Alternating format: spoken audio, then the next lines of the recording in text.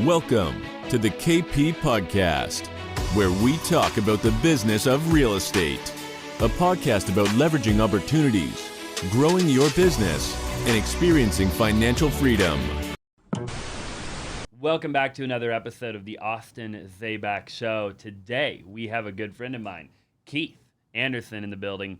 And, Keith is a guy, man, dude, you did, 900 retail deals last year, just about, or just over 900. Yeah. And which is incredible, by the way. I cannot wait to get to that level on the retail side. And I'm excited to talk about that. To do almost 1,000 transactions on the retail division, as a real estate agent, right, and a real estate team within a brokerage, is truly incredible. And obviously now you're branching off into mortgage. You're doing multiple different things, which I'm excited to kind of talk about. You're really becoming like a serial entrepreneur, which I think most real estate team leaders are just like, they run a hobby, right? And man, I just appreciate you being on the show, bro. Thank you, man. I appreciate it. Yeah. No, we think about it all the time, right? Like, because we have those standard conversations of what's that end game, right? We talk about it all the time with real estate. And most team leaders become team leaders out of necessity because they're so good at real estate. They're like, well, what's the next step, right? Like, let's start a team or let's head this way. And so they stay in that like rainmaker model box for years, right? Can they sit in there? But there's not that next step. And so I'm excited to chat a little bit about that and that journey we took because we had to make a conscious decision early on in our actual business to decide, like, do we want to do real estate for the rest of our lives? Like, there's really two routes to go. And our big vision, I think, was, no, we don't. Like, we don't want to be selling real estate forever. Like, that's not our priority. And so if you leverage your real estate business as a springboard, if you will, to actually do everything else that actually makes the money in the industry, it changes your trajectory on what you actually want to do long term in this space, right? Yeah. You said a minute ago that most people start a team because they're doing too many deals. Yeah, right? Or they're just really good. Yeah, and I agree with you. I also think there's one other reason why people do it, and this is the wrong way to do it, okay? Yeah. And they're not doing enough deals. So it's the opposite of the first reason, right? Which is the first one's good, right? Hypothetically, okay, I'm doing too many deals. I need to bring on a buyer's agent. I need to bring on a TC. I need to build a company, right? Like I'm so busy, I need to build a company, right? I think that's good, right? But the other reason is I'm not doing jack. I'm kind of lazy, like maybe I want to build a team, and so like they force it, right? Yeah. And they go try to like recruit agents, but they're not even busy yet. Like, do you see that? I see it more from the agent that like has been doing real estate for like 6 months. And we've had a few agents like that in our team where they've had that conversation with us after like 6 months, brand new agent. And they're like, you know what, Keith, I think I got it all figured out. I know everything that there is to know about real estate. I think I'm going to start a team. I think I'm going to go that route. And I'm like, you know what, more power to you. I respect everything that you're saying, but I'm still learning everything every single day, even at this stage of running a team, right? And so I 100% agree. Like, you get your feet wet, you get a couple of deals in the pipeline, and you're like, oh, this is it. I know how to run a team. I can do what you're doing. And it happens. And so they're thinking like, hey, if I can't do enough deals to pay my bills, then maybe if I had a few agents with me, I can make those bills a little bit easier by leveraging them and taking a little piece of theirs. But there's so many headaches with running a team that people are not aware of that I think those are the teams that get in trouble really quick. And they're like trying to swim back up to shore, if you will, or up for air, and you're never going to get it back up to air if you start your team that way. It just doesn't happen. I completely agree. I'm excited to stay on this subject for a few minutes because I think like in 2023 there's a lot of team leaders that are going to fail. Oh yeah. Like a lot. And I think that a lot, right? Yeah, like not a little. No, like a lot, and I think, and there's a lot of solo agents I think that are going to fail. And I think a lot of brokerages are going to fail. Like a lot of people are going to fail. Yeah, and right? I think the difference is like, not just teams, like good teams are going to fail. Like names names you've seen for a while, names you've recognized as like, wow, this team's great. They're going to fail in 2023. I agree. I agree. I completely agree. So then why is it that like we were talking a little bit before the show, right? Like I run a wholesaling company. Yeah. And my initial thing was wholesaling. Like Yeah. I got into that before I was an agent, right? The opposite, I think, of what most people do. Yeah. And our wholesaling company, in full transparency, and I've talked about this before, runs at like a 55 to 60% profit margin. Yeah. Like all said and done. Yeah. Right? We're talking, multiple seven figures, if not eight figures, Yeah. going into 2023 at a 60% profit margin, right? Yep. Where a retail team, bro, like, dude, like, it's fun, isn't it? right. I think our retail team, I don't even know. I'll bet you we run our retail division at a 15% profit margin. Maybe. At best, sometimes. Yeah, like at best, That's if you have good months in there. Yeah. Yeah. So why do people want to start a team? And like, what's the biggest misconception around starting a retail traditional team? My business partner Pete and I, we talk about this all the time, right? Being a team leader looks pretty. It really does. It looks glamorous. It looks like the job that everyone wants to do, like golfing all the time, speaking in front of the big room, making all this money. And it looks like where you want to be, right? Like that's the next trajectory of your career. The sad part is I could probably make twice the money selling real estate myself than running a massive real estate team.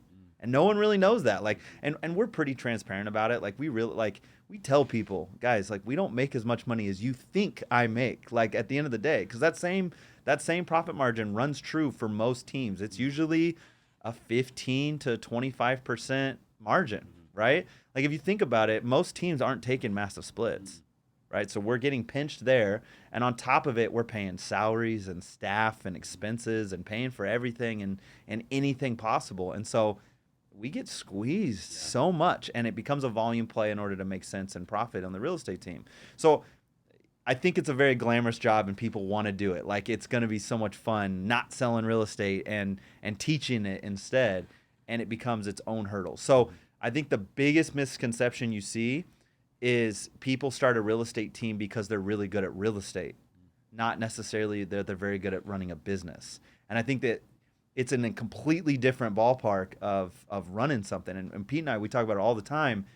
Agents starting teams because they're good at being an agent, not running a business. And there's such a distinct difference. Luckily, Pete and I were better at running a business even than we were starting a real estate team. So being an agent. And so we knew, I would say, the fundamentals of expanding on your marketing and running a lead gen platform and actually processes, systems, being a manager of people. Like all of those things become important when you start a team, and they're not important when you're running your real estate team because your only employee is yourself, Sure. right? Like you're your own CEO. And so when you actually start a real estate company and an actual team or a brand or whatever, you actually have people you need to manage. You have people you need to keep accountable beyond just yourself. Now you have to truly delegate and rely that someone can do it good enough to keep the business going, versus when you're your agent and you're the only person doing this thing, it's like you're doing everything. Mm-hmm. So you know it's going to get done to the level that you want it to be, right? So I think too many people start a real estate team because they're good at real estate and not actually because they're good at running a business and they don't really know everything that's in store for them as they're getting into it, until they're too deep into it and they're like, oh no, what did I do? Like, can I take a step back? Can I go back and sell real estate? So and a lot of times it's hard to go back. Oh, it's right. Well, it's pride too. Yeah. Like you got to swallow pride and say, you know what? This wasn't a good fit for me. I'm better at just being an agent. I'm better at being a piece of something bigger versus trying to run the show. Sure. You know? Yeah. You said one time, I think I remember you saying that, and I don't remember exactly how you said it, but you said basically that a team, okay, is at like, let's just say like 5 agents, it is profitable, and then at like 80 agents, it's profitable. And you were, and I can't remember the context of the conversation, but you were talking about how this like middle ground in a lot of scenarios is not profitable At all. Like people you go from like small and profitable to not profitable to profitable again if you ever get there. Yeah. Because getting to 80, right? Like getting to where you're at, a lot of people never get there. Yeah. So they get stuck in the middle ground, which is like 20 agents, right? Or Yeah. 30 agents, which typically isn't profitable. So like what would you say to that person, right? Like what they're at 5. Like do they stay at 5? At 3 agents, they're at 3 agents. They're slammed, everybody's busy. They're making money, right? Because I think you can make money running a small team. 100%. Because there's enough happening, right? And you got maybe a really good buyer's agent, you've got a really good listing agent, you've got a bunch of lead gen coming in maybe. Like, should they just stay there? Quite possibly. There's a key swing there that like you don't touch on, right? Is when you transition with agent count, your business transitions. So when you run a small team, you're still selling real estate. Like you can't. The team actually is not profitable with 5 agents. It's not.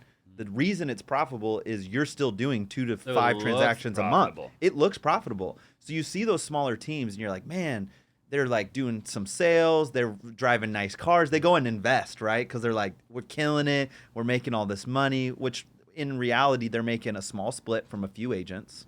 And then they're still doing 3 to 5 deals, right? A month. Yep. Because they have to pay the bills. In all reality, when Pete and I first started, we were underwater. Like if we didn't sell deals ourselves, we never would have been able to have the team. Like we couldn't. So we were actually doing real estate transactions to pay for them, the other agents on our team, to sell their deals, right? So like we were paying for them to have opportunity, which is crazy to think. So it's really a definitive moment in deciding what type of real estate team you want to run. Because there's really 2 distinctive ones, right? You got the Rainmaker model, which is that small team that you described.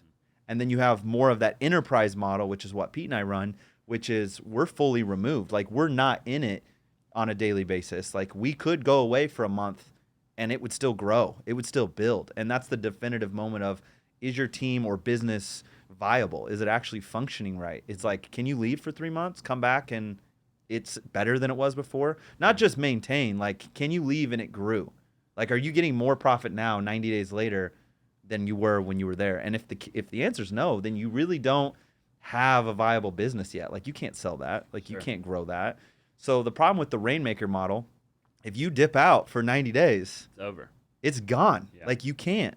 And all of those agents are relying on your leads and your actual real estate business. So that Rainmaker model is tough because I truly think that's the most profitable margin and model in all of real estate.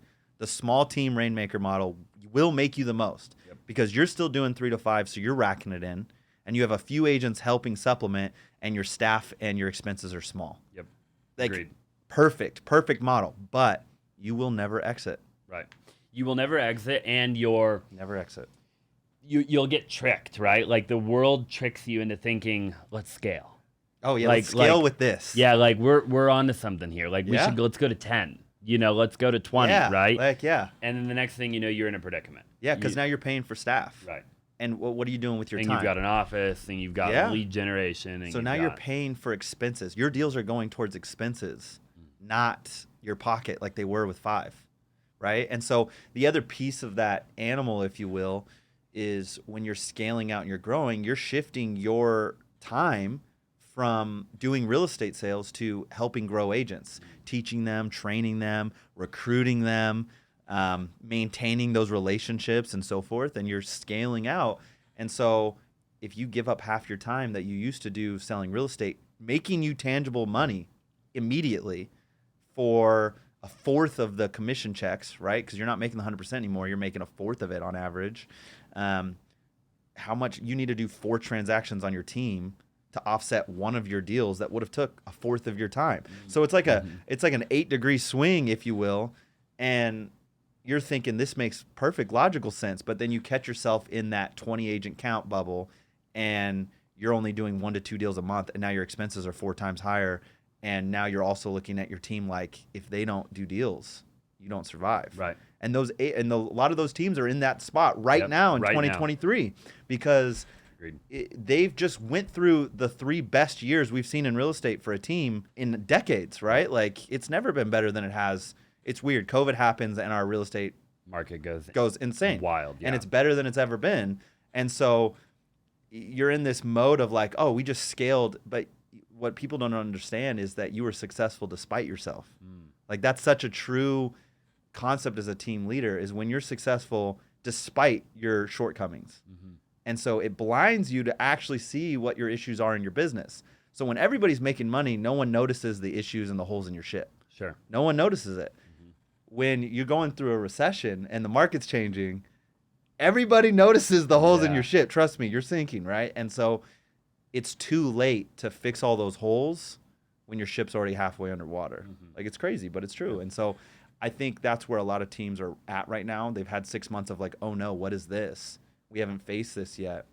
Whereas like teams like ours, like Pete and I, we've been preparing for the recession for 5 years. Like we're like, okay, what's going to happen? How are we going to do that? And so now we're growing through it. We're adding businesses. We're taking advantage of a difference in the market where a lot of teams are going to be just trying to figure out a way to survive and figure out. They'll go back to selling real estate. Their teams are going to split in half and a fourth, and they're going to be looking for different options. Agreed. Yeah. And you can't be in survival mode and like have an abundance mindset at the same time because you're just focused on surviving, right?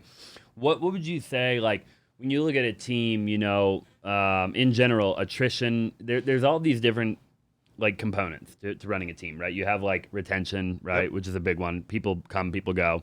And we'll dive into that in a minute. You've got like lead generation, you've got transaction coordination, you've got marketing, advertising, you have culture. Like, there's different reasons why people join a team. Education, like mentorship, hand-holding, right? What would you say, like if you had to, you know, narrow it down to a thing or two that you guys have done really well, like you and Pete, like what have you guys done really well with your team that has allowed you to get to the level that you're at today? I think it's a combination of a couple things, right?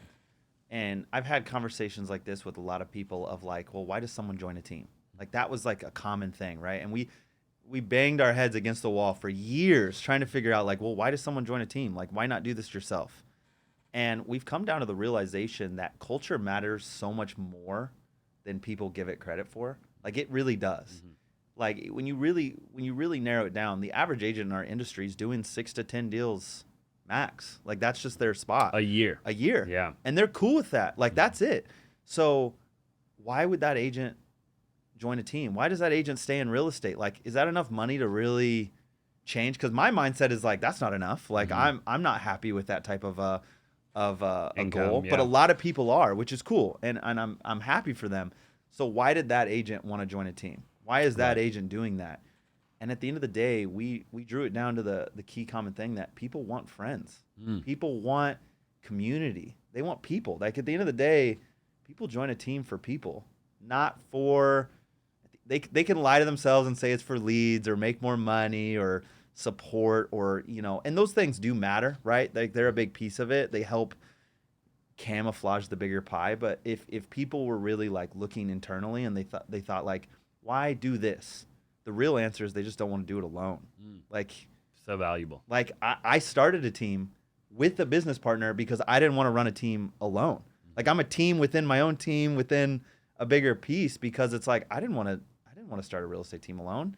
That would suck. Yeah. Like who do you talk to? Like you're always gonna have like if you look at the teams out there and they have one team leader, they're probably stressed out of their mind or they have to have a coach or they have to have someone in their corner all the time because there is no one that knows that spot better than a business partner in the same hole that you're in, right? Yeah. So I think the difference, what we've done really well is we've created an environment or a culture where people can come together and do this life together, if you will.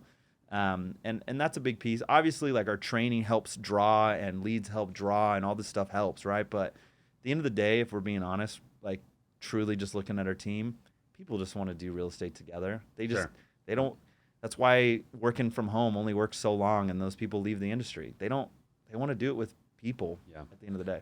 I completely agree. I think that one thing that we always like kind of like knew, you know, like I've done it wrong and I've talked a lot about that and I've done it like the right way, I think. But culture's everything, right? Like you walk out in our office right now and it's just like there's people everywhere, right? which I'm still blown away by sometimes. I'm like, sometimes I walk in here, I'm like, dang, dude, like, Yeah. we did that, like, how'd we pull that off, right?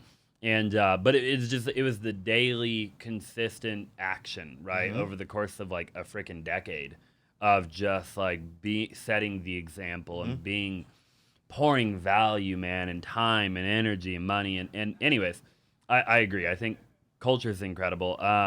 You have to have it, and I don't think you can succeed without culture. Yeah. Like, what are your thoughts on you? You know, we were talking before the show about you getting an office, another office, right? Yeah. A new office, like a really dope one, right? Yeah. And obviously, we have a pretty cool space here. And I've talked, and I almost want to make like videos on this, like specifically, right? Like, can you succeed in 2023 and beyond as a team leader, running a wholesaling company, or anything that requires like a team of people, right? Can you do it without an office?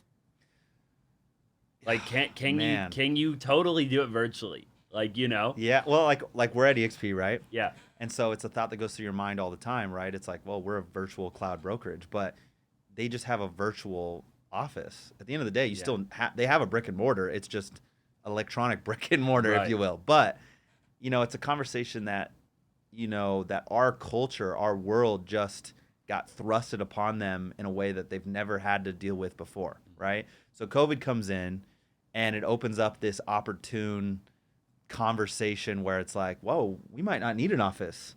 Like, what is this Zoom thing, or what is Google Meet and all these different like platforms of like allowing you to collaborate from a distance wearing boxers and that's it, right? Like, there's been this overwhelming vibe. And then you got all these news articles that come out and say your employees are 65% more productive if they're at home and in the comfort of their home and stuff like that. And you're like, for how long though, right? Because people create energy and excitement. They might be more productive because they're getting bored and they need to sit there in front of their screen and just get stuff done.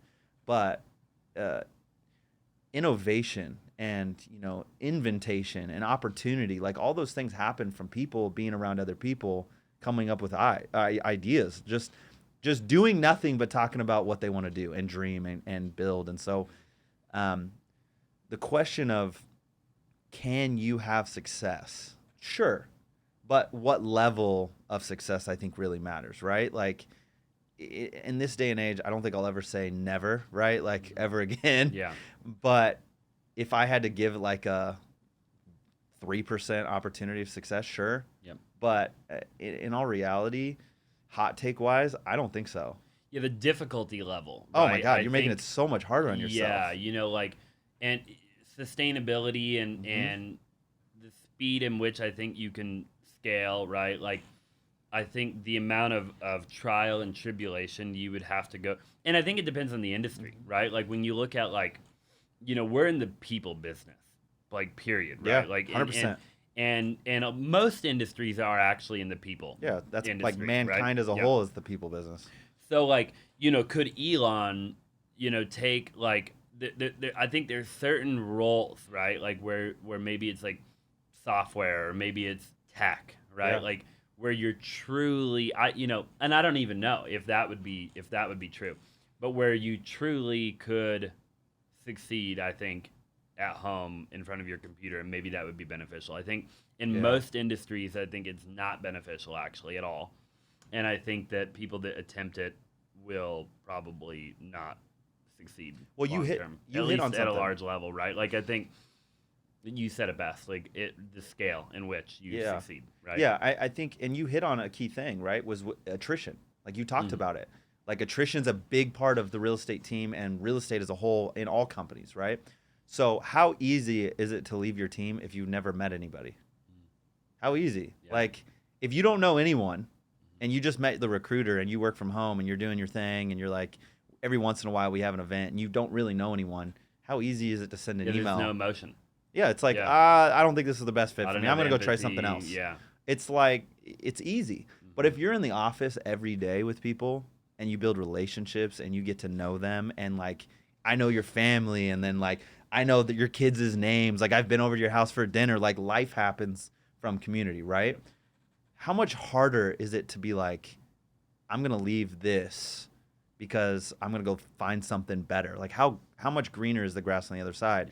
So I think that fear of loss is so much elevated with culture in a workspace and an office that attrition goes way down, right? Like your retention issues go way down if they know they're leaving something, right? And we've had issues in the past. Like that's one of the reasons why co-work spaces don't always function as good as you can or as you'd like, because if you have your office out of your brokerage, here's a prime example. If your office is in your own brokerage, right? We see Keller Williams with it all the time. We see just independent shops all the time. And you have your real estate team and you're like in your brokerage office space. And you have an agent that wants to leave your team. Okay? Yep. They're like, you know what? I don't want to pay these splits anymore. I'm going to do it on my own. If they leave your team and they're still coming to the same office every single day and they still see all the same people every single day, does it feel like they really left your team? Did they really lose culture? Not really, because they see all the people the same day. The difference is now they're not paying splits, whereas before they were, right? So like look at your office and look at your team out there. If someone left your team, where are they leaving? They're not coming in here anymore, right? No.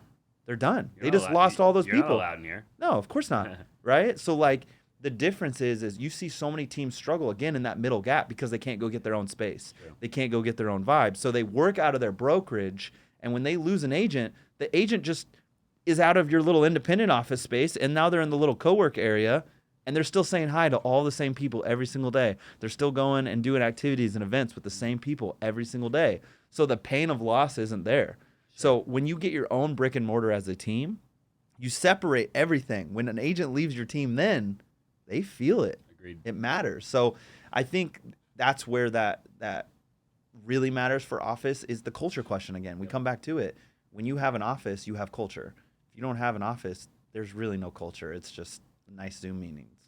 I totally agree. I think that culture and community, you really said it well when you said life happens, right? Like I get to know people. Yeah. And then it becomes difficult to leave, right? And, it's just totally true. I mean, it's just think of any monogamous relationship you've ever been in, right? Like you spend a lot of time with somebody and now it's like it makes it difficult, right? Yeah. You're like, you see it all the time where people are in a bad relationship and they don't want to leave, right? Because it's hard to leave. They're getting abused, right? And they physically can't leave. They don't want to leave. And now, obviously, that wouldn't be the case if they had never spent any time together. Like if they just did it all via Zoom, then it would probably be easier to leave, right? It's like online dating. It's like how easy is that going to be to be like, it's not a good fit. Agreed. You know? It's like easy.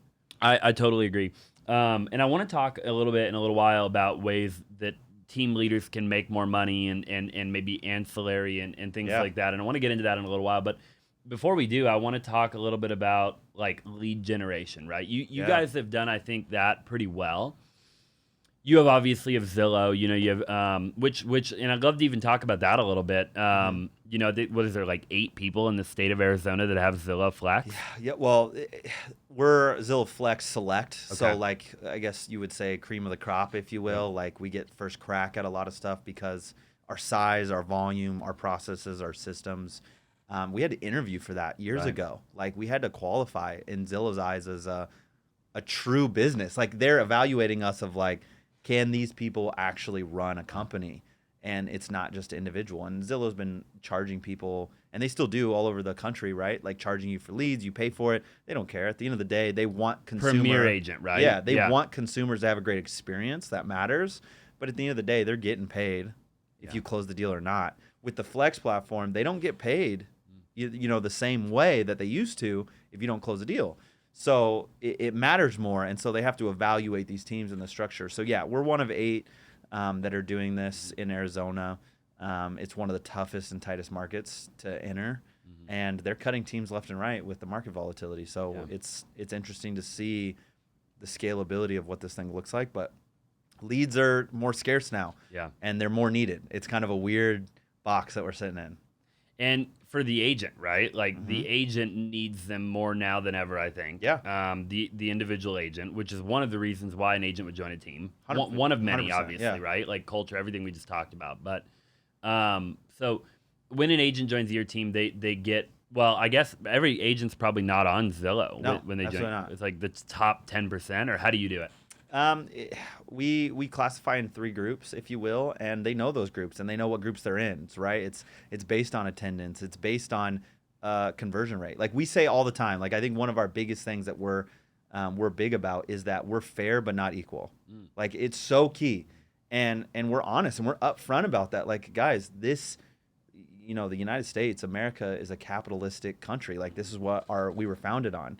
Like everybody's hopefully we stay that way. Well, but that's a different conversation. a whole nother podcast for a whole nother different time. But everybody's got a fair crack at it, right? Like in all reality, we all got the birth lottery, whether we like it or not. Like we all got that. Yeah, we won that. Yeah. Yeah, easily. Yep. And so if you were born in the United States and you're complaining about certain things, like I can't have the same realistic conversation. Now I know that like everybody has different, paths and where you get to where you're at today, but at the end of the day, there's third world countries that did not win that lottery. And not for you to lose your train of thought, but I think there's a stat out there that's like if you're homeless in America, okay, you're in the top 1% of the world. Yeah, it's stupid. Yeah, like I'm worried about certain things in my life, and I have multiple TVs, multiple cars. Like it's crazy, right? And so to be thankful, and that gratitude piece starts it out, but having true mindset matters. Like again, we're fair, not equal, and it's really, really key. Yep. We're going to give everybody a fair crack, but I'm going to give more to the agent that comes in every day, that works harder, that practices, that has the opportunity to succeed, and sets my business up for more success. Why would I not reward that agent with more? Why would I give that, participation trophy concept to my whole team and everybody's got an equal crack at whatever we are doing? It's just not true. It's like if you are a team and you want to succeed and win, like look at any professional sports team. Like Patrick Mahomes doesn't go sit on the bench in the second half to let his backup QB have a crack at it because their team's equal. They want to give equal playing time. No, they're fair, right? Like both of those quarterbacks have a chance to win the job. I'm a big Seahawks fan, and I'm looking at the 49ers, and I'm just pissed, right? Because they're just winning, and they're doing so good. Yeah. But look at Brock Purdy. Like, he is such a popular concept right now in the sports world. He was Mr. Irrelevant, the last pick in the draft. He still got drafted. The very last pick, though, right? You can argue the fair but not equal concept with him immensely. He had a fair crack at it. He's showing up at the team. They're going through their training, they're going through everything in the off season, and he's working and he's learning, and he's got just as fair of a chance as anybody, right? But it's not equal. Like the 49ers are going to use whoever's doing the best job. And you know what? He got an opportunity, and now he's showing the whole world that he's better than the guys they drafted second overall, that traded up for, right? And now he's in there slaying it, leading them to a playoff run that's unlike anything they've seen in years, right? But he's Mr. Irrelevant. He's not supposed to be good. Right. He's never supposed to have a starting job, probably for his entire career. Like he's never going to get a true crack at it. But you know what? He took that fair but not equal concept to reality. He got a shot. He just did more with his shot than other people do. And so it's the same thing with real estate, like with leads and with anything in general. If you're a real estate team leader and you're giving everybody the same amount of leads, in all reality, you're doing it wrong. Yep. You should be giving your best opportunities to your best agents because they have the highest chance to go out there and get the deal done and get the job done and make money for everybody. So, and Pete and I, we're not shy about that at all, because if an agent comes to us and say, hey, you know what, like, why did they get that opportunity and I didn't? And I tell them, like, they're better than you. Yep. Be better than them and you'll get that opportunity. Like, it's Simple. up to you. It's so simple. It's like when you're better than them, you will get more opportunities than they do. Plain and simple. And I think our culture has just been so morphed for years now of like this thinking of like, well, that's not fair. Like that's the conversation people have. And I say, no. It's fair. You both showed up today. The difference is they're working harder, so it's not equal. And I think that's the concept that a lot of people are forgetting. They use the word fair, but in reality, they mean that's not equal. And I think that's where it's off kilter a bit. Yeah, I totally agree. I think that you're right on the money. I think you're doing it perfectly. It's how we do it, right? Yeah. Like there's definitely like different tiers of like lead generation that we give to our agents, and we have our best agents on the best lead generation, right? Absolutely. The things that are either the most exclusive, the riskiest maybe thing that we could lose, like if we didn't perform, right? Like we'll take Zillow, for example, right? Like I'm not going to put any Joe Schmuck on Zillow. Yeah. And because like if we don't perform, Zillow is gone. You don't get it. right? Yeah, exactly. And So like I have a very high standard now for like that team, right? Like our team was at your office this morning, and I told them yesterday. I sent them all a group chat. I'm like, I want you to go there tomorrow physically, right? Go and, learn. And Go they be all better. showed up. Every one of them drove from here to there, right? They carpooled. A lot of them did, and they were there, right? And that was important to me. And I said, hey, you don't have to go every week, but I want you to go tomorrow. I wanted to see if I could get everybody to go there, right? Yeah. And I knew they would if I asked them to, and that was really valuable for me, right? Because I know that, okay, they all deserve it. Yeah. I selected the right team. It's kind of a confirmation for me. Yeah. Right? Like Who doesn't really want it, right? Like, yep. But they all went. They all went, right? So, so that's like kind of the cream of the crop. Would you say that Zillow is the cream of the crop in your overall lead generation buckets? Or do you have a better one than Zillow, or is Zillow the best in your opinion? For paid leads or like that, like hard lead advertising, I guess it's our strongest play right now. And then it makes up about 25-30% of our lead generation. Okay. So it's our strongest push by far. But I mean, it's like you don't put all your eggs in one basket with marketing, right? Like great marketers, they have 1,000 different landing pages, and it's the combination of all those landing pages that create lead flow. And so it's the same thing. Like we have every time there's a new lead source that pops up, we're looking at it. We're researching other ways. Like we even made an ancillary partner push to create even more leads that were like not even in the box for real estate agents, right? Like we're creating lead opportunities that no one has access to because they never controlled before, but now we do. And like that's like unique and a different spin on things where it's like you get to a point where now you have to get creative. Like you can't do things the way it's been done for a while. We talk about it all the time. What got us here today is not going to get us there tomorrow. It's not. Like we have to adjust. We have to adapt and overcome. I think first time I heard that was in you ever seen the TV show Alone? Like I think I have. Sitting out in the middle of nowhere and they're just surviving. Yep. I think it's like the first season, the guy, like the first thing he's like, well, I didn't get that food. I guess I got to adapt and overcome. And I'm thinking to myself, I'm like, shoot, you're right. Like if you don't succeed in what you're doing, figure it out. Adapt, problem solve, overcome it, do something different, find a unique alternative, you know? And so problem solving is that skill that matters for lead generation so much. And Zillow's about, like I said, Zillow's about 30%. We do a lot of other sources that make up for it, but most of the time, the strongest lead source is the source that most agents don't want to talk about or do, and it's their sphere, it's their influence, it's talking to people. But it's like no one wants to ask their friends for business. No one wants to put that like guilt pressure. Like it's the world we've trained them to think like, I don't want to make my friends and family feel bad for not using me. It's like, well, if you're the best agent for them and you truly are confident in your ability, wouldn't you want them to use you? You're doing a disservice by not. If they use someone else, like, aren't they getting hurt? Like, they're not having as good of a service because they're not using you. Yeah. So that's where that definitive moment of, like, you're not a good enough agent then yet.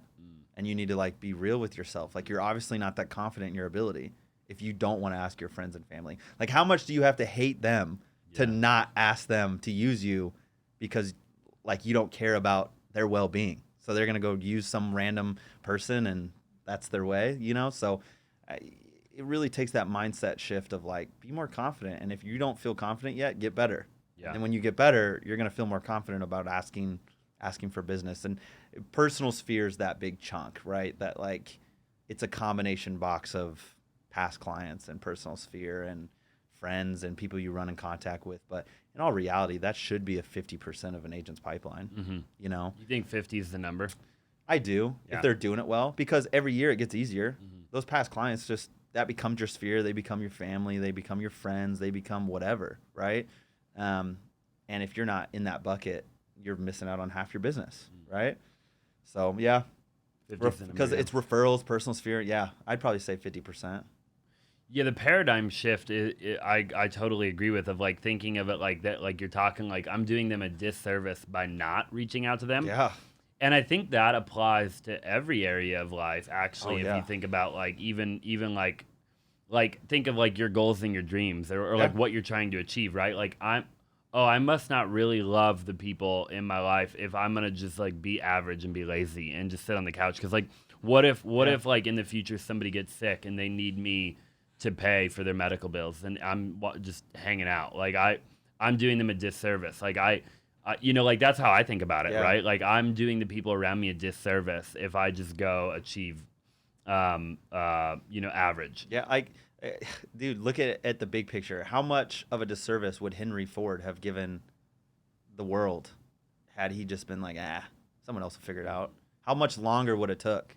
You know, what about the Wright brothers? People like that. How much longer would it have took to improve travel? Thomas Edison, like all these people that are just great inventors, right? How much longer would our culture have taken to get somewhere if the visionaries of our culture didn't keep pushing? Take action and like get past like the self-limiting belief and the fear and the fear of rejection or the fear of failure or the whatever. They had confidence. They knew they were going to do it, so they kept pushing. And so they were successful. They didn't hate their friends and family. They wanted to change. And so I think that's that. You got to be self-aware and be honest with yourself to think like, do I really even want to do this? Right? And if that might be your really question, like you don't want to ask your friends and family because you really hate what you do.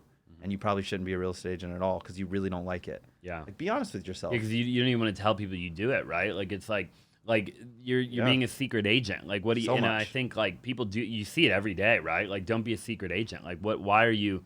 Then get out of the industry. Like that's it's like not for you. Being a dentist and not telling anybody that you're a dentist. Like how are you going to do anything? How are you going to clean anybody's teeth? Yeah. No, I 100% agree, and I think people are they're in love with what a real estate agent looks like. Right. They're in love with like the lifestyle of the 1%ers, right? Like. Right, like Josh Altman, like $1 million listing. Yeah, you're looking at that guy and you're like, man, I want to do that. I should get in real estate. I'm like, they're watching Selling Sunset. Stop. Yeah, no, that's not what it's about. That's not real estate. I mean, like that is, but that's not. I mean, come on, like you gotta, you said it best. Like that's literally the 1%. Yeah, right. So it'd be like, and I'm gonna use this not as even an the example. 1%, like 0.1. Yeah, I'm gonna use this as the example because it's easy and I think a lot of people can understand. This would be like me watching the PGA Tour, okay? And like, or going to the Phoenix Open and seeing it and be like, man, these guys are so good at golf. Like, their lifestyle's awesome. Like, this guy's got a beautiful wife and this guy's got an awesome car. Man, they're out here making millions. Like, this is it. I'm gonna be a golfer. Yeah. I'm gonna do it. I'm gonna start taking lessons, and I'm gonna go and I'm gonna go do it. And I'm gonna play once a week. And you know what? I'm gonna be a professional golfer. And then going around and like trying to make it. And you realize that you don't want to do what Tiger Woods had to do to be successful. Like you don't really want that. You're in love with where he's at now, at the pinnacle of his career. But you didn't see that mountain that he had to climb to get to that pinnacle, right? And so I think it's the same thing for real estate. You're in love, like people are in love with that 0.001% agent that took years of grinding to get where they're at, right? They're not ready for the hard work, the dedication, the discipline that it requires to get to that point. Sure. You know, like you have to love the grind. And if you don't love the grind, you're never going to enjoy the finish line. Like you gotta love the work to get there. Yeah, I totally agree. And most people don't, right? And that's why 93% of the world controls 97% of all of the wealth, statistically, right? People want to be told what to do. Yeah. They do. Like, we're lying to ourselves if we don't. Most of the people want that, and there's nothing wrong with that, right? No, as long nothing. as they are aware of that, Yeah. and they admit that to the world. Like, Yeah. you can't. The thing I think I hate the most is when I see somebody who chose, right? Because we all choose, we all get to. Nobody forced us to do what we do, right? Somebody who chose to like go work at Starbucks or whatever, right? And then all they ever do is complain about it, right? Like that I don't like, right? Like if somebody's a barista and they're fired up, right? And like I go get my coffee and they're happy. I'm like, dude, good for you, man. Like you got it all figured out, right? Like you probably have it more figured out than I do. But like it's that person that is complaining. It's like, well, you chose that. Yeah. Right? Like nobody forced you to do that. Like you chose that. Like as much as you might think you didn't have a choice, like you had one, right? And you could have done anything else. You could have went and grinded for a decade, but you chose not to. Right? So you got to like make a conscious decision, I think, of like what you're doing and It's everything in life. Like I say it, I think the common thing that I tell a lot of people is you didn't want it enough. You really just didn't. Like be honest with yourself. Do you really want that? Like do you really want that outcome? Because if you wanted it bad enough, you would find a way to get there. Like if you really wanted something, you'd get it. Like for instance, if you're sitting on the couch and you're thirsty and you want a glass of water, you're going to get up and go get yourself a water. If you really don't want that water that bad, like you're like, my thirst is not worth getting up, walking to the fridge, grabbing water, right? You're not going to do it. And so that's like the simplest of terms, but it comes down to working out. Like when you beat yourself up and you're like, man, I'm still not in shape, or like, you know what? Like I'm tired of being fat. Like I tell myself this all the time. This is one of those things where I've been honest with myself. Like I clearly don't want to be in shape bad enough. Like I'm not there yet, right? Because if I truly did, I'd go to the gym. I'd eat better. But I'm not making those conscious decisions because I truly don't want it enough. And I think that's where you get to the point where you finally had enough and you're like, this is it. I'm done. Like you get to that decision-making moment and you finally want it bad enough, then you're going to put in the time to get there. I used to say when you get sick and tired of being sick and tired, then you'll make you'll make it happen, right? Dude, you burn the ships. It's like you get to a point where you're like, no, there is no way back. Like I don't have other options. I'm going forward. Agreed. And that's every area of life. I want to talk about, and there's like multiple different things that I want to get into. I want to talk first before we do about, running a team. Okay. So like for anybody that is a team leader watching, right, there's, what is there, like 2.1 million agents in the country. I think there's like 3 million licensees, but there's like only 2.1 that belong to an association. It's something like that. There's like 40-some thousand in Arizona. So how many alone. teams do you think there are in the country, if you just had to guess? In the whole country, like 100,000, you think? Are we counting husband-wife teams, or what? Probably, what are we counting? I don't know. Anybody that like what constitutes a team? Because we see, I know, isn't it weird? We see people with awards, and it's like I'm a single agent, right? But they have 3 buyers agents that help, or showing agents. They have a transaction coordinator, a bookkeeper, a marketing rep, but they're a single agent. Like they're the only one doing it. Is that a team? Well, I guess maybe not, because there's no you said it best. Like, I don't fill anything out to become a team, right? Like in America, it's not like I'm like, I want to become a team. It's not like starting an LLC where you have to like, I can track. There's trackability. So what is it? it? And that'll lead, I think, to us talking in a little while about the CRM and the software you've been working on. You're actually trying to kind of solve that problem, I think, right now in a way, right? Yeah. I don't like. I guess my answer is I don't know. Because you want to show visibility to the industry of like. Okay, so then we'll get to that in a minute. So then on, like, let's just say of the teams that are people watching and listening that are teams or they want to become a team, what, in your opinion, why do you think people fail in scaling a team to like, if you could narrow it down, there's a lot of reasons I think why people fail, but like, what is like the thing you see over and over and over and over and over again where a team, they start to grow, and then they fail? They're not okay with someone doing it not as good as you. I don't even know if I said that the right way. Like they can't delegate and be okay with it. You have to be functionally okay with delegating something and know that task is not going to get done, or it's not going to get done as well as if you would have just done it yourself. And then also, I would say not delegating tasks that you truly just aren't good at, but yet you still for some reason want to do. Like I'm not good with the books. Like I'm not a bookkeeper. Like, I don't love that. I'm really good at a lot of things, but bookkeeping, I don't like it. I'm not great at it. I'm not committed to it. So why the heck would I run my own books? Like, why would I want to do that? Like, I need to hire a bookkeeper. It's not that expensive. Go delegate that task, get it off your mindset, and go do something better. So I think a lot of teams end up failing because they're trying to do every task at this, like, 100% level, and it's not possible. So in order to truly scale and build out, go hire your sales manager. Go get a recruiter. Go get a TC. Like you can't physically do every hat and run a team and still sell real estate all at the same time as you scale. You can't. And you need to hire people before you can afford to hire them. Like that's so important, like with that mindset of growing a team. Like if you're always waiting for when you're comfortable to make your next move, you're never going to grow. Like you have to be comfortable with being uncomfortable. Like if you don't get there, you're never going to scale or be an entrepreneur. Like the best success moments of like our career and building and growing, it's because I made an uncomfortable decision to do something we weren't ready to do yet. Once we made those decisions, sometimes they don't work out. You adapt, overcome, figure something else out.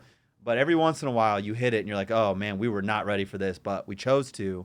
And thank God we did, because we're heading in the right direction now. So I would say they're afraid to delegate a task and they're not okay with that outcome being subpar. Like you have to be okay with like if you're going to hire a recruiter and you know deep down that you could get 6 to 10 agents a month, like you're like, I'd kill this. Why not be okay with hiring a recruiter to get 4? Right. And they're not okay with 4. So then they're pissed and their business suffers. And so they start doing that job again. And it causes their whole business to let go. And now you just lost your recruiter because your recruiter doesn't want to help you grow because you're taking over their job that you just hired them to do. Like, you didn't give them room to grow and build and be better. So truly, like, when you're running a business on like so much entrepreneurship with the real estate side of things, it's delegating and not being okay with it not getting done to your high standards, if you will. I think that applies too to like everything, right? Like, So obviously we're talking about teams and real estate and all of that, but you know, really, you just described like building a company, right? Any company. Obviously, Yeah. like You in gotta delegate, delegate. hiring, Yeah. delegating, right? Phenomenal answer. So I want to talk about like ancillary, right? Because Yeah. I did that kind of on accident, and then you've done it, right? And you know, I think it's one of the reasons that I've been able to succeed at the level we have is because I never just did retail, right? I had wholesale, I had retail, we would flip houses, to me that was ancillary, right? Yeah. It was all, Yeah. I figured out a way to vertically integrate multiple different aspects of the real estate industry, Yep. and they all went hand in hand in some way, shape, or form, Yep. right? Like I didn't go start like a shoe cleaning company. Like that would be like a side hustle, right? That would have nothing to do with real estate. But for me, it was all real estate related. It wasn't Yeah. actually at one point. I owned like an ATM company, and then I realized like, oh, I need to just do real estate, but I could do like 20 different things in the real estate world, Yeah. right? And so therefore, I've been able to make a lot of profit in other ways. And then I met you, right? And you're like, dude, we're getting into mortgage, and we're getting into insurance, and we're building out software, and we're doing this, and we're Yeah. doing that, right? And I was like, dang, like this is my guy, right? Yeah. Like we think alike, you know, because you think like an entrepreneur, right? And I think that's really cool. So, like, what would you have to say to somebody that wants to maybe go from making money just in their team, making these like really thin profit margin, 20%, 25% of self-gen or 50% of team gen or whatever, to like, hey, what other ways can I make money? You see a lot of people that go do like the JV with the Yeah. title company, right? MSAs, things like that. Yeah. MSAs, you know, like maybe we can even talk a little bit about mortgage. I don't know how much we can talk about it on Yeah. here, but like talk to me about what your favorite ancillary is, and then we can kind of dive into that.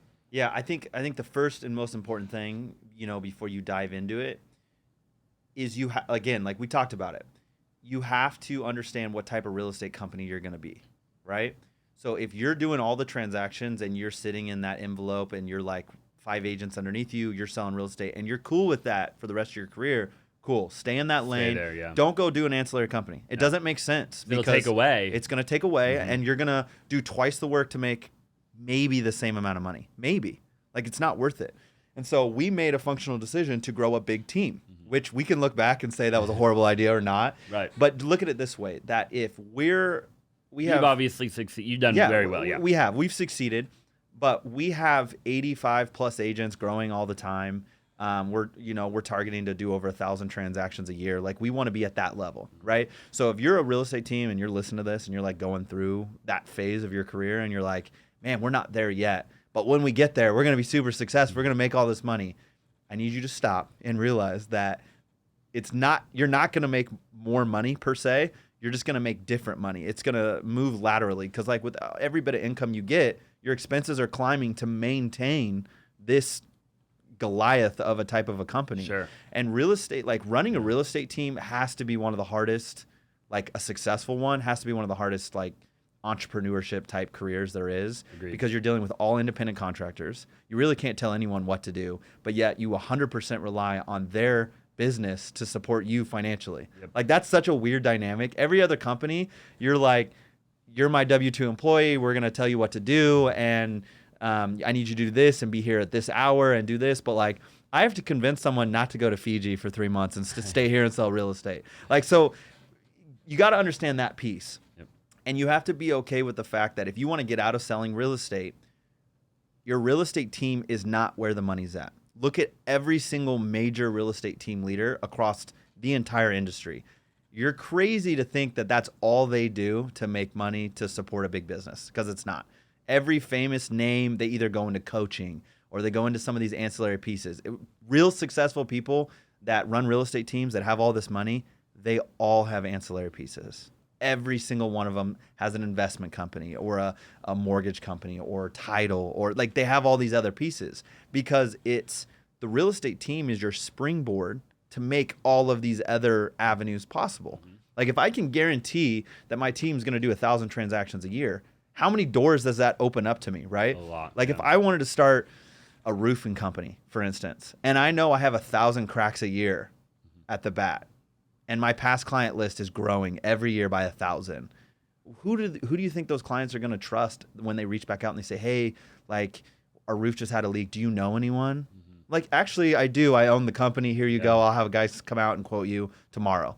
Like that's a free, like doesn't cost you a single piece of marketing to get that lead, mm-hmm. right? So you're leveraging your real estate team as a springboard. And so the hard part about real estate, again, independent contractors, commissions are getting compressed tighter and tighter and tighter, right? Real estate is not where the money's at, and it probably won't be ever. It never has been. So as you're scaling your team, you have to be okay with the thought that like we're making a volume play so that we can launch all these other things. Like if you're not in title, mortgage, insurance, some of these other things, then you're really not running your company the right way. Totally. You're not. Yeah. Like, cause that's where the money's at. Mm-hmm. Like you're going to make 5 to 10 times more money from those companies individually than your entire real estate company that you've been spending years building. Knowing what you know now, knowing what you know now at the size that you are, if you just owned you and Pete owned KP Elite, your 1,000 transaction goal per year team, right? Which you own. What would be the first ancillary that you would do? I'd go get title immediately. Title, okay. Immediately. It doesn't take a lot of work. Like, it really doesn't. You hear a lot of people talk about the title JV. Like, I hear it go. Yeah, it's very common. Because I'll be now. honest with you, I've never done title. Mm-hmm. We were talking a bit before the show, like Pace Morby, right? Yeah. And I was sitting down. I don't even know if I'm allowed to say this, but I was sitting down with Pace, and Pace's goal is to start 200. I think his goal was 250 title companies. Yeah, he told me the other day. He 2026, not JVs. No, he wants to he own. Owns them. He wants to own them, right? Yeah. Anyway, so it's crazy. He wants like 4 in every state. Right. I think this is what he was saying. Like nationwide. Yeah. It's crazy. Okay, so it's awesome, but crazy. Really dope, right? I've never done a JV or owned a title company. We've gotten pitched a million times by all the big title companies that we could name.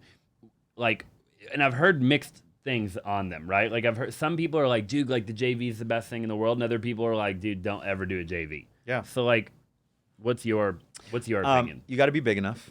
Okay. Because if you don't have a high enough floor, it doesn't make sense financially, right? Like you're paying a salary of someone to do that work. You're starting a company and you're splitting that, right? And if you want a really good relationship with your escrow company and you're starting title together, if you don't have a good enough floor, like you can't keep the lights on. It's gonna be a bad relationship. You're gonna have stress. It's just not gonna make sense. It's like having a rent payment on a tenant for a tenant on a property you own that doesn't always meet the mortgage. It'd be like if the mortgage is sitting there, but like half the time the month is, or the rent's $600 and the other half it's $1,200. Right. And while it's $1,200, it's good, but like when it's $600, it sucks, right? So you have to have a high enough floor. Right? Okay. Like we're doing 1,000 transactions. If you're not doing 10 plus a month, you shouldn't even look at it.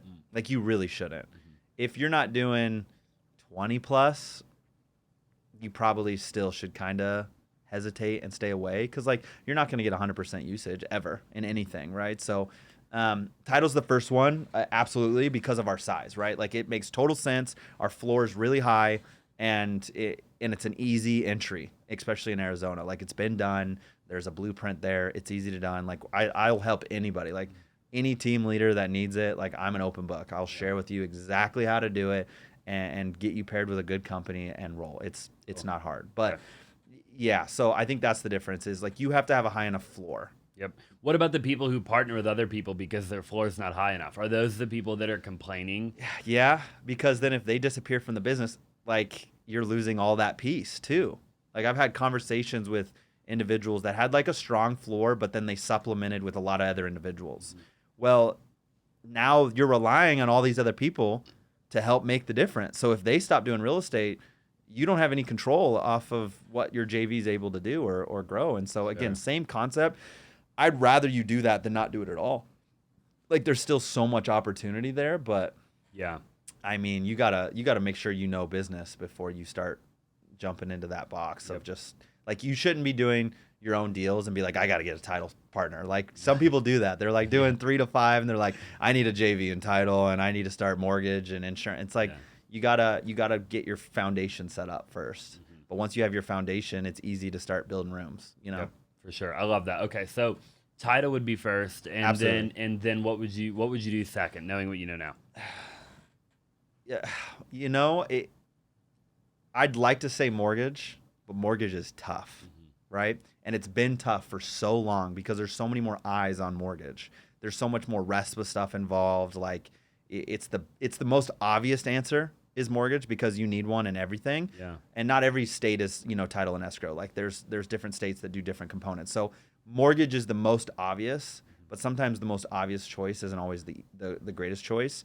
Insurance, if you have a big enough volume pool, would be great, but it's not short-term income. Like you're not getting paid right away. And you're not going to make bank on that too. Not right? for a while. Not in the beginning. Like you need like 10 years, and then all of a sudden you're like, yeah, I'm so happy. Yeah. I started insurance, right? It's like doing it's like starting a savings account or a CD or an IRA. Like it's like you're not doing it for tomorrow. You're doing it for 10 years from now. So I'd love to say insurance, but you have to be big enough. You have to have a volume play to really make any moves there. So I'd probably say mortgage. Mortgage even with the red tape and the rest. Oh yeah, and because if you figure it out like we have, like if you figure out what it looks like, the most money can be made from mortgage. Like I'm having conversations with certain companies and certain LOs where they're getting $1 million signing bonuses. Like, where's that in real estate? Right. Like, where's that $1 million signing bonus? Like, we have this big team. Like, who's offering these like $1.5 million signing bonus? Come over to our brokerage and let you sell real estate. And it's like, it doesn't happen very often. Like, it's so rare. Right now in the mortgage industry, these mortgage companies are just cutting checks. Like, if you did 20 million last year in volume, like think about how many agents like have done 20 million in real estate. None of them are getting signing bonuses. Not a single one. No. They're getting asked like, oh, well, how much split am I gonna have to pay? Like that's the difference, right? In mortgage, it's like, no. We'll pay you like $500,000. Come over here and just let's sell some let's do some loans, right? So the money in mortgage is stupid. Right. It's stupid.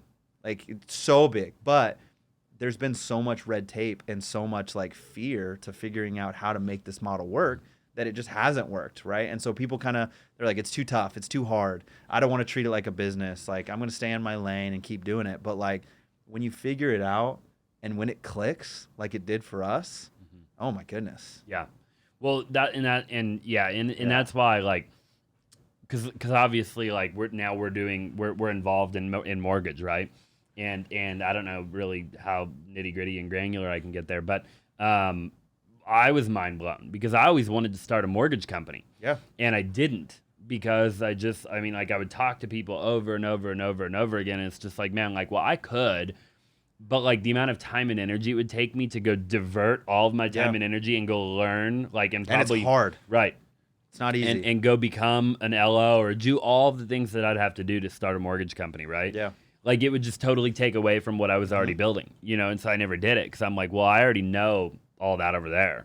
So I'm not going to try and go learn all that over there and then neglect everything I just took. It just took me like 10 years to learn, right?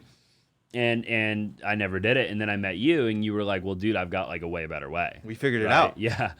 And how much, by the way, can we talk? I mean, like, can you tell? We can be pretty. Can you tell the audience maybe a little bit more about what we do and just obviously what we can and can't say on to the whole world, but maybe just explain it in the way that we're allowed to. Yeah, like I think the hard part is there's so much unknown about it. Like there's been no light on the actual numbers, right? And so we don't really see what's there. But people know like there's money involved in it, right? And so for the longest time, it's like, man, are we doing a good enough job here, right? And so we'll start it out with like the MSA piece of it, which is markets or a marketing service agreement. Most team leaders, most owners, they know about it, right? Like it's the lender saying, hey, let us advertise to your team or your events or your website. And RESPA compliancy wise, like we're gonna pay for half your leads. Like we can split 50%, and really they're paying for stuff, and they're helping you offset costs, so you're lead generating together. Completely compliant way to do it. And people do it all the time. All the time, all day long. If your first entry, like if you're a small team, go get an MSA. Yep. Go get an MSA tomorrow. Like you need to go talk to your lender and say, hey, I'm giving you 3+ deals a month. Like, what the heck, guy? Like, I need some events covered or something. For like, sure. For real. If you're not getting that, you're missing out. Yeah, like that's an easy thing. And you know what? The lender knows, like there's business coming from you. Like you're a marketing source, and right now you're free. Yep. You're just a personal Which sphere they source. love right now. Oh, of course. And you're gonna go talk to them, and they're gonna be like, "Man, that stupid Keith on that podcast told me to like pay money now." And so, in all reality, if your lender's not willing to give you something for that, you need to find a new lender. You find a new lender. You need to. Like it's not cool, right? Yep. So that MSA is your first step, but we're talking pennies. Yep. We're talking pennies, right? Like your average MSA that you're seeing out there in the industry is like, it's only what they can pay for. Couple grand a month typically, Max. right? And they're paying for Max. like because we've had many, where it's like they're paying for half of our follow-up boss, or they're paying for half of our whatever. I mean, I don't, and it's not. I mean, like it's nothing to get excited about. No, for me. I mean it's like it maybe in the beginning it is. You're like, ooh, that just saved me a couple grand, right? But in the grand scheme of a company, right? When you're spending hundreds of thousands a month in expenses, what's $2,000? Nothing. It's nothing. It's not moving the needle at all. And so that's a good place to start. But like, that's what most teams have. And right. So then the next like logical step, because of the title industry, is like, oh, we need to go start a JV. Like this is it. Yeah. We need to do it ourselves, or we need a partner because we're doing it in title. And so you're like, okay, let's do that. Like this seems fun. Like JV, there's tons of money in it. And there is more money in a JV, right? JV mortgage. JVing a mortgage company, right? That means you're a part owner of it. There's a ton of red tape with a JV because it's got to be RESPA compliant. Like it's gotta fit the boxes. Like you can't be incentivizing or giving referrals or anything. You can't be paying for the deals to go that way. That's steering. Like we can't do that. Like it's not allowed. So a JV is truly like you're gonna be running a company and you're gonna pay for the expenses and pay for the marketing, and you're gonna make half. Right? Or 49% of whatever the JV, so you don't have a controlling interest. And so that's your next logical step. But most JVs, they have corporate overlay with a regional override, with another corporate overlay. And like if you ever want a decision to be made, how many people have to say yes? Like you're going into a box and they're saying like, hey, I need help with this one deal, like, or we need to hire this person, or we need to like pay for this lead source or do this thing. How many people have to say yes or approve that in order to functionally make moves in your business?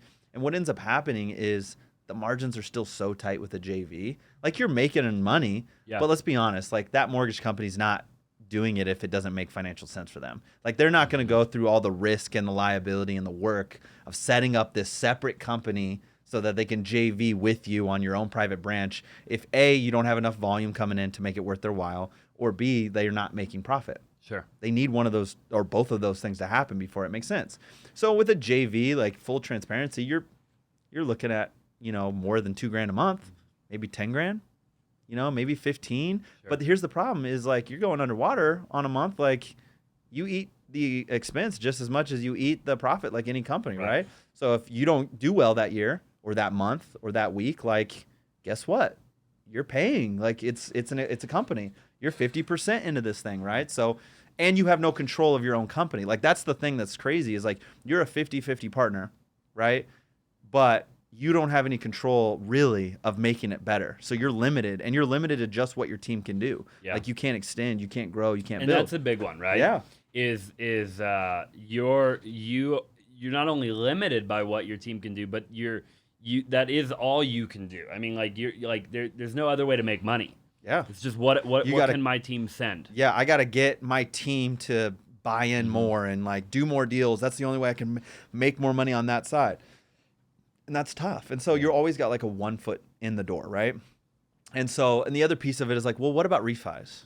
You know, because they happen. Yeah. Lenders know about it all the time. Like, it'd be like buying and, you know, when you get a real estate transaction and they got to sell their house and buy the next one, you're like, oh, a 2-for-1, right? Yeah, you're like, fired you think up. about it all the time. You're like, oh, they got to buy and sell. Like, that's 2 transactions. Well, mortgage does it every 3 years. They get another transaction at times, especially with a volatile market like this. Yep. Like, they're going to get a refi in the next couple years. Right. That's another deal. That makes all their money. Yep. Do you think your branch is getting that refi? Nope. Not You if you think have a that? JV. Yeah. Do you think that income's going through your JV? Of course not. No. Like, you're not getting anything, so you really don't have control to grow something big, right? Like, you really don't. And so I think that's the biggest piece of it is there's so much limitations with doing something, right? And so we found a solution that isn't a JV, that isn't an MSA, and gives us the control that we need to help grow another company, right? To be a vested partner in growth of an entire branch. And so without getting crazy into the weeds, it's like 3 to 5 times the money. Yeah. It's stupid compared. And you have the scalability. Like, wouldn't it be nice to run a branch where it's like you have the chance to make hundreds of thousands a month, not 10 grand, not 5 grand? Like, you have the ability and the opportunity to run a company that can make hundreds of thousands a month. Yep. It's like a real estate team's never going to make that ever. If it did, if it could, I'd be like, we'd be fine. I wouldn't need to do anything else, right? But it doesn't. It doesn't have that scalability. It's never going to get there. So it's the same conversation we had in the past. Is like, you're using your real estate team as a springboard to create opportunities, not only that help support your agents, but also support your clients and helps make their experience better too, right? Like, that's the goal. Like, we want the consumer experience to be amazing, but we also want our agent experience to be amazing, because when you're running a real estate team, like, they're your clients. The agents are your clients. Like, you're there to support them. You're building them. And so the mortgage piece that we figured out finally checked that off the box, and it's doing fantastic. Yeah, it's truly incredible, and it was something I've never seen, I've never heard of, you know, prior to meeting you, and I'm fired up about it. I think that we're already off to a really good start. Yeah. And we're just getting warmed up. I mean, we haven't even, like, you know, 6 months, 7 months in, and it's like nuts. Yeah, like we're not even, you're 6 or 7 months in. Like, you guys are a couple months. Three months in at the most, you know, like, and really like a month of like me pushing, you know, like somewhat hard, right? And we still have a lot of people to talk to and a lot of, you know, room to grow, and I'm excited for that. Are there any other ancillary things that you would say to a team leader out there that they could do? We talked about the big one, the big 3, right? Mortgage, title, insurance. You know, is there any hidden thing that people aren't thinking of that Keith is thinking of? It depends on how creative you want to get, right? Like, you could do a lot. I think a big push that's going to come that we need to really focus on, that I'm looking at in 2023 and 2024, is the blue collar stuff. Like, no one's graduating high school saying, like, I want to be a plumber when I grow up. Like, no one's doing that right now. So what happens in the next 5 years, 10 years when there's no plumbers left? Yep. Like, who's going to trade school for this stuff, right? Like, who's starting a plumbing company or a roofing company and these other things that are ancillary pieces of real estate? So I think any housing blue collar work stuff, like, I have a couple other agent team leaders that I'm friends with, and they're telling me, like, they started some of those and they're killing it. I bet. Killing it. Yeah. Like, they get so many opportunities because, first off, no one answers the phone, so no one's like responding, no one's available. So, like, it's an easy business to jump into if you have the setup and the infrastructure, right? And if you're a business owner, right? Like, if you know how to run it. Yeah. And I agree. I think one of our agents on our team, I don't know exactly how they're related, but I think her, like, boyfriend is like the brother of, like, a woman that's married to a guy, and they basically sold a plumbing company for like $50 million. Yeah, a friggin' plumbing company, dude. It's like, man, I can't sell my real estate company for anywhere near that. No, dude. You know? And I think they only, and I don't want to like butcher it, you know, in case they're listening, but so I'm just I think that's what they did, but it was a big number, and I think it was like, dude, it was a part of the company. They didn't even sell the whole thing. Like, they still have ownership of the company, right? They got royalties. They got royalties. Something. I don't know the way they structured the deal, but dude, it's a plumbing company we're talking about, right? Blue collar's legit. Like, when could you ever think that you could be a plumber and make $250,000 a year? Wild. Would you have thought that, like, getting through high school? They're like telling you, go be an engineer, go to college, learn how to do software, computers, be something crazy, right? Yep. But then, like, a plumber's making $250,000 a year. Right. A good plumber. It's insane. Yeah. Like, what are we doing? Like, when did this switch? Like, we're in there now. Like, we're in this element, and we're looking back like, oh, no. The guys that, like, didn't go to college, that just went to trade school and learned how to be an electrician, they're going to make $500,000 this year. Right. Like what? Like, that actually happened? And so it's kind of those funny jokes like you saw, like, our culture swing, right? Where it was, like, early on, it was the funny thing of, like, the popular kids in high school that were on the football team but weren't very smart. And so they, like, ended up in this dead-end job. And, like, there was this, like, 80s, 90s, like, stigma out there where it was, like, those nerdy guys would go to college and then they'd get this best, like, really cool degree, and then they'd be, like, making hundreds of thousands a year, right?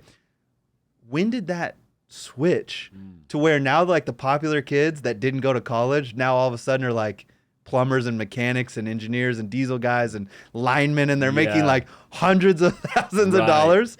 Like, have you ever thought, like, when did that shift happen? Yeah. And we're like, oh my gosh, like, wait, like, the kids that used to make fun of those guys, like that meme that was popular in the 90s before memes were a thing, now isn't true anymore. It went back. Right, yeah. Right? The whole and thing so blue collar's going to be king here down the stretch. So that's... starting companies like that. Oh, yeah. Like, if you're need it. successful, and I think, like, I mean, come on. I mean, you could even buy, like, little bitty, I mean, like, you know, mom and pop type things. Like, maybe people that they don't understand, like, marketing, branding. Yeah. They don't understand, like, or they don't scale. have 1,000 transactions a year to immediately, like, increase their marketing. Like, you don't even need marketing if you have 1,000 deals. Like, they're paying for ads. I don't need ads. I have a past client database that I can just text. Right. Like, that's crazy to think, but, like, it's there for the taking. Yeah.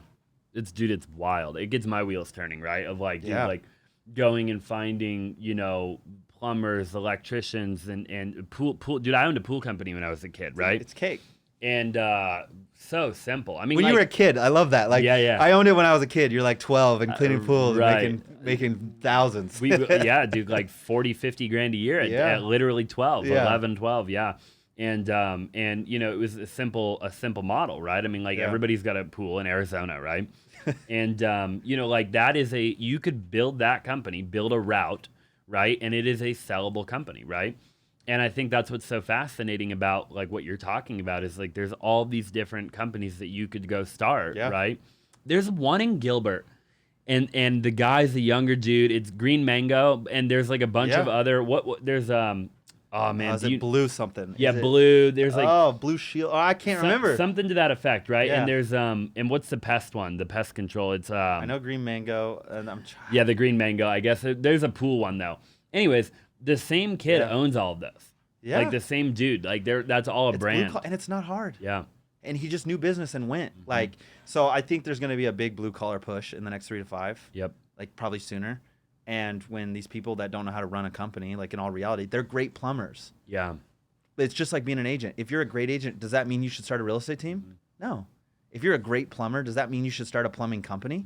Probably not. Like, you're not necessarily an entrepreneur. You're just really good at doing that task. And that's okay. Like, you can still make a ton of money doing that, but you have to be honest with yourself. Like, should you be running a marketing company? Like, should you be doing that stuff?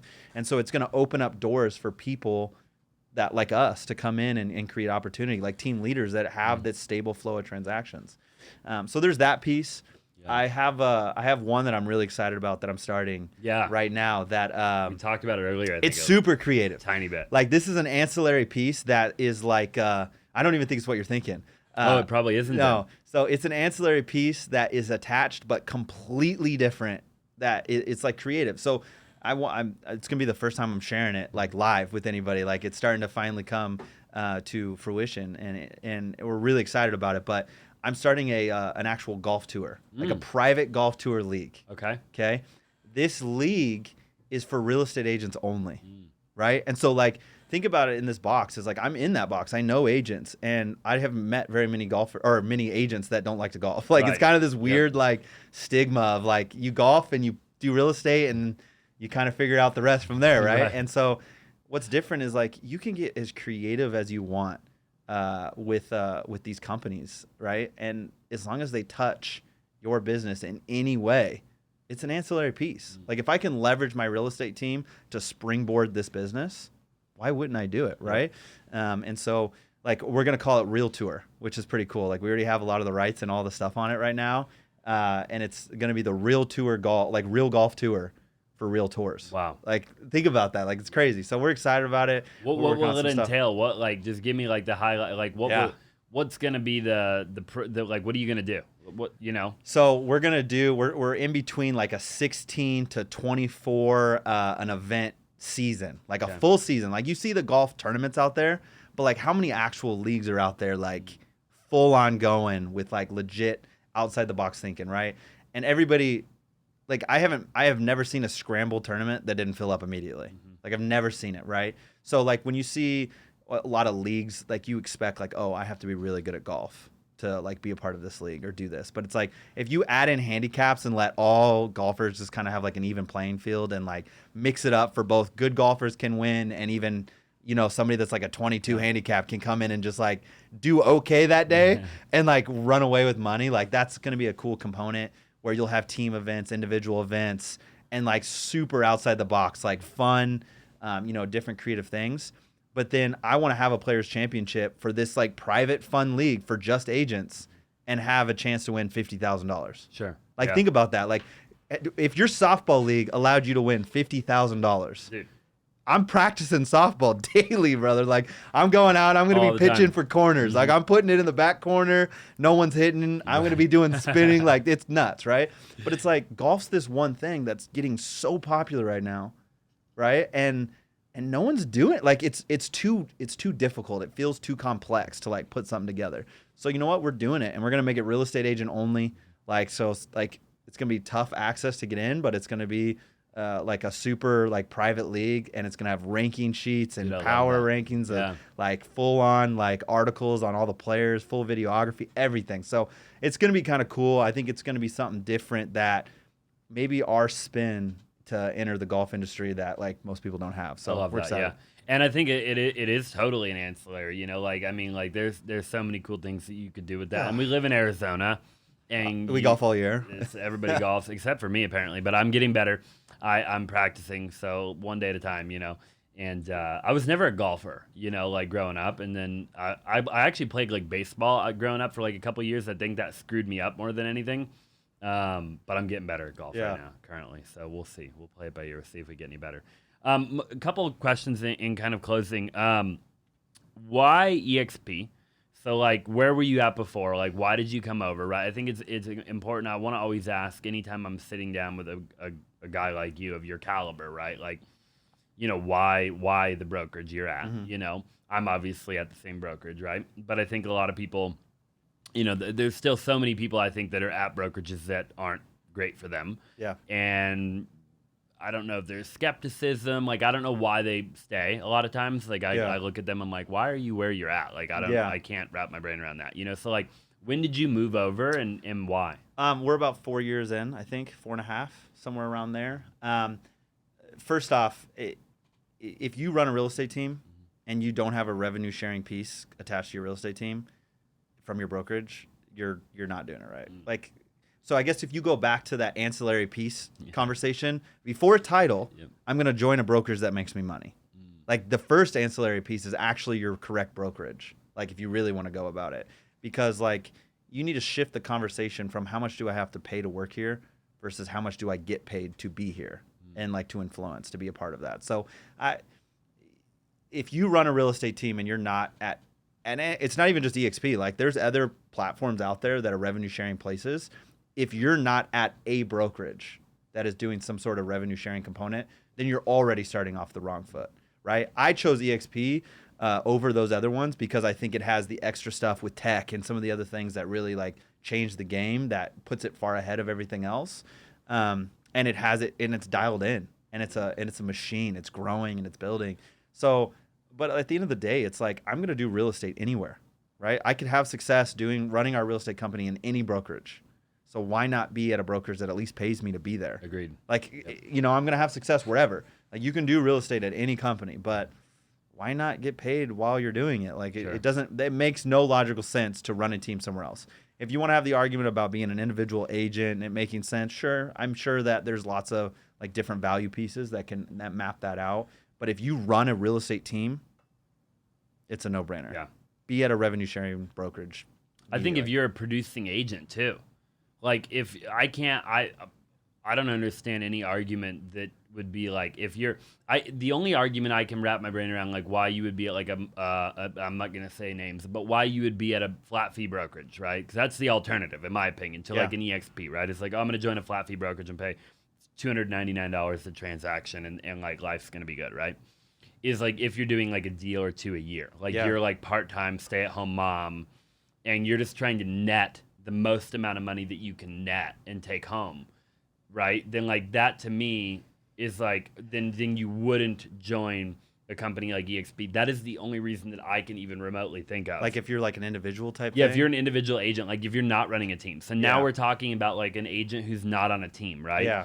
Like how come those agents like stay with these random brokerages? It's That like could make sense, I Shouldn't guess. they also get paid too, like to go like talk to their friends and family at a brokerage like EXP? I probably, but like I think it's the same component of like you have to be truly honest with yourself. Like I'm a realist when it comes to the fact that like not every brokerage is perfect for everybody. It doesn't make sense. Like so people out there that saying you're crazy if you're not here, you're like it's perfect fit for every human being. Like that doesn't make sense. Like people have reasons to be at different places, and so that's why I say it isn't a perfect fit for every single agent. I don't think if you really want certain things and you need a broker next to you at your office every single day to talk to, you know, maybe that there's better fits out there. Or if you're only doing 2 to 3 transactions a year, like go to 100% shop and take a little portion of your checkout and just do your 2 to 3 deals. But like if you're trying to grow a team or grow a business, this is the platform. Like I agree. You're missing out on thousands of dollars a month. Like start